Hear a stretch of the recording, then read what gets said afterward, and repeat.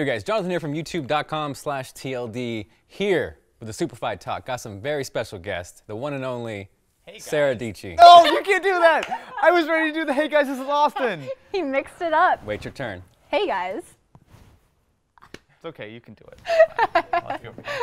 And the always lovely Austin Evans.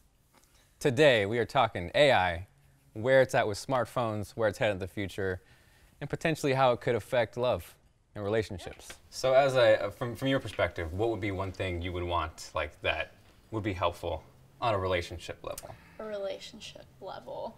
Probably, you know, I think it could offer insights in terms of the other human, you know, so say you're in a relationship and maybe they had some bad emails come through, some bad text messages, maybe the phone's kind of gauging their emotional state, and then the significant other gets a notification, hey, you gotta kind of like tiptoe around your other person's feelings today because they had a rough one. Okay, I take back everything I said mean, before. This is amazing. That's I need right, this in my life. Right? I feel like it would save relationships. It's like having like a real assistant, right? Like not just like something like super basic, but like imagine having an actual friend to kind of be over your shoulder like, hey, you don't see this, but you're messing up in a big way. Right. You know, pay attention. And obviously that's a little bit sort of over the top, and obviously your phone is not going to be like that person yet. But you can kind of see like as things sort of start developing that there's that sort of potential that it could actually be something that's super useful in life. Yeah. So in a nutshell, hopefully it's going to save relationships everywhere. Yes. Everywhere. I'm just going to rely on the phone to be thoughtful for me. You might fall in love with the phone. There might not have to be another significant other.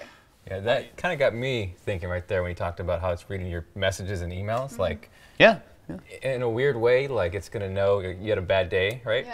Yeah. It's the best personal assistant. Or, hey, maybe you're texting this person, calm down, maybe. Well, like, well, I mean, I never thought about that, but talking in terms of relationships and love life and stuff, you know, maybe your phone can give you red flags or something, or it's like, no, you don't. Are you sure you want to say that? No, that's a bad idea. Yeah, it can give you some advice, some dating it kind of works like that to a degree right now, because I mean, you know, when you go to open up like a text or something, like it'll start to sort of autofill what you're gonna say, and it's just like, oh, right, don't say that, you're an idiot. You know, like there's like some things that like you could sort of start with, but then you imagine as it gets smarter and smarter and really knows like, oh, this is the relationship with this person, this is kind of. Yeah, exactly. It's just like, hey, remind that this is your birthday or this is an anniversary or something. Like, it can kind of actually be proactive and be thoughtful when you aren't. Although I'm always thoughtful. Don't worry about that part. Not for me. It's for other people who aren't thoughtful. I'm gonna bet that you're gonna get the notification that says, "Hey, bring flowers home." No, never. I don't know what you're talking about. But it's cool to think that as technology gets better and better, that there's all these possibilities that open up just as the tech that we use every day gets smarter and smarter. And I think it's about enhancing real life. Where it's not all about phone, but it's how can we take this technology, bring it to the real world, how can it enhance your love life? Knows you're on a date, and it's like, hey, get off your phone. Exactly. Yeah, it's like, don't look at me anymore. Exactly. That would be a great idea. Yeah. That's going to be the saver right there. Yeah, so I'm excited to see where it heads in the future with that. Yeah. We just talked about AI, and I got a surprise. A surprise? Oh boy, tell me more. Close your eyes. Okay. Don't close your eyes. Okay. Oh, I think I know what this is. What is it? It is the Honor View10. Now, word on the street is packing some power inside. Yeah, well, it's got the Kirin 970 processor, which I'm about to go totally into nerd town, but it's really cool. So not only is it a powerful processor in like the sort of traditional sense, but it also has a dedicated neural processing unit, which essentially means that there's machine learning built in. Stop looking at me like that. You know this gets me excited. This is cool stuff, okay? So what it's doing is it's actually not only it gives you some cool features, which we'll probably talk about in a minute, but it also is learning, right? So the idea is that not only is it powerful and doing a lot today, but it's only going to get better as time goes on, as it just learns more and more about what you do, is more app supported. Like there's just a lot of interesting stuff that it's going to be able to do. Now, what I think is cool is if you imagine it in the work environment, so say your team all had these in their pocket. So the idea that everyone has like an actually smart assistant to help them kind of not be late to work, or remember to text you when you're coming in late to work. Yeah, or not like anything or maybe in a situation where you're out on production in a different country, maybe. And you have like the actual translation. Yeah, so I've been in situations where you have to do interviews or meetings, and it's sometimes a little hard to communicate when you don't know that language. So, and I know you like you're always all over the place.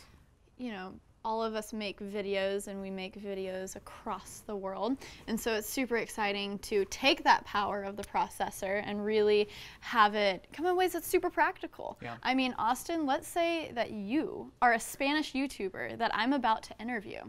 But I don't speak Spanish, so how am I going to ask you that question? Well, you have to be the Spanish YouTuber. We'll see. So I'm going to say in English the question, and then hopefully it'll translate to Spanish. And then we'll test out your Spanish, Austin. Hey, Austin, when did you start making videos? Hey, Austin, ¿cuándo empezaste a hacer videos? Oh, no.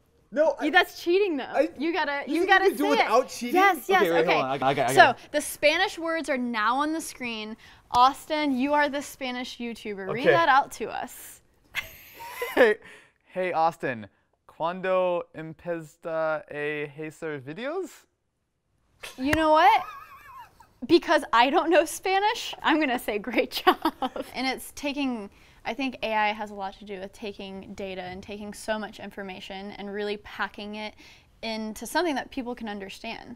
And so especially, you know, we make videos, we collaborate with people. I think bringing that into like the workplace with collaboration, saying, oh, this person can't make it, maybe your calendar updates, and depending on other information, you know, it makes new plans. And the idea that having something smart, that opens up so many possibilities, right? Where it's like, you might not necessarily think like, oh, let me connect this dot with that dot, but the phone's like, oh, I know this is what you're doing, I know this is who you're talking to. Like, the more information it knows, and when it actually has some intelligence behind it, it can sort of connect a lot of dots and make your life easier in a lot of ways that you might not necessarily think of. Yeah, exactly. It's going to say you haven't collabed with Austin Evans in 2 years. Or in my Yeah. case, it's going to say you collab with Austin like 7 times. Just stop.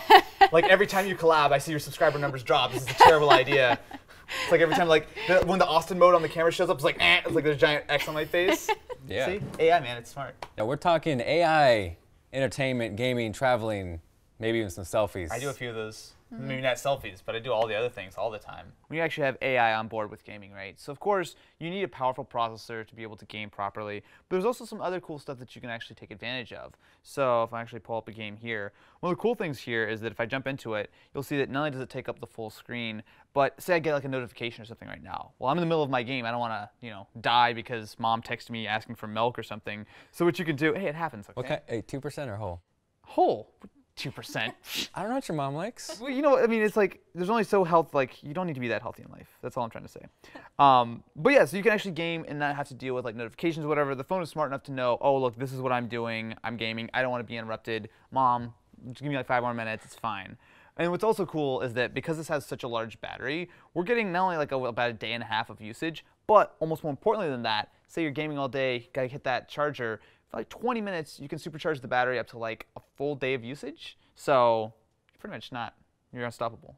Quit gaming, man. We're not going to get anything done. We got to go to selfies. No. It's work, okay? Sarah, take it away. Okay, well, the thing that makes a good picture, I think, is something that resembles some maybe more expensive cameras. You have DSLRs, you know, they're really good about blurring the background, which is called bokeh.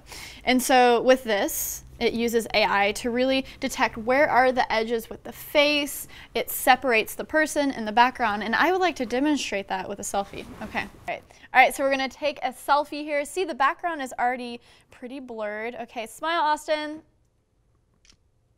You got me, didn't you? Perfect. And see, it even got the blur around John's fingers. Yeah, the way it should be. Yes, yes. And see, nice, though. yeah, it separates us from the background. Yeah, it's a pretty darn good picture. And so not only do you have that, you know, in this camera, but you can take your selfies, superfy them, make them look beautiful.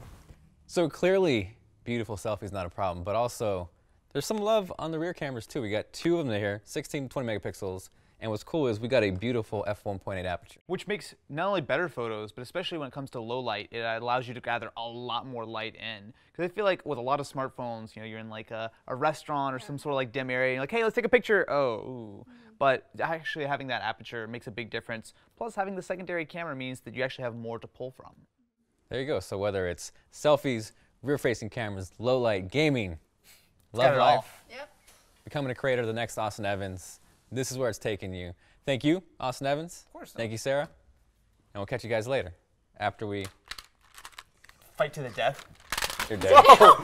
It's like straight for the neck, man. Right in the jugular. You're dead. Later. You're dead.